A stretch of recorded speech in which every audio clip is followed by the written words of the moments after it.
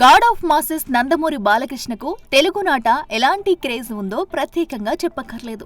అయితే ఆయన ఇప్పుడు తన సత్తా తమిళనాడు కూడా చూపించేందుకు సిద్ధమయ్యాడు. విషయంలోకి వెళ్తే సూపర్ స్టార్ రజనీకాంత్ నటిస్తున్న లేటెస్ట్ మూవీ జైలర్ 2 కోసం ప్రేక్షకులు ఏ రేంజ్ లో వెయిట్ చేస్తున్నారో అందరికీ తెలిసిందే. ఈ సినిమాను దర్శకుడు నెల్సన్ దిలీప్ కుమార్ ప్రతిష్టాత్మకంగా తెరకెక్కిస్తున్నాడు. జైలర్ మూవీ బ్లాక్ బస్టర్ కావడంతో ఇప్పుడు జైలర్ 2 పై అంచనాలు నెక్స్ట్ లెవెల్లో క్రియేట్ అయ్యాయి.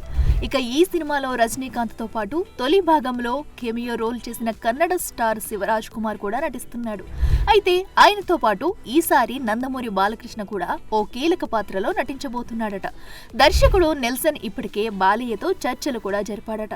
అయితే బాలయ్య తన నిడివి కేవలం కెమియోగా మాత్రమే కాకుండా ప్రాధాన్యత ఉండేలా తీర్చిదిద్దాలని చెప్పాడు. దీంతో నెల్సన్ కొన్ని మార్పులు చేసి బాలయ్య పాత్రను సినిమాలో ఏకంగా 10 నిమిషాల పాటు ఉండేలా రూపొందిస్తున్నాడట.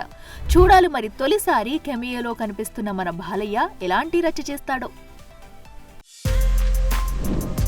For more videos like this, subscribe Big TV channel.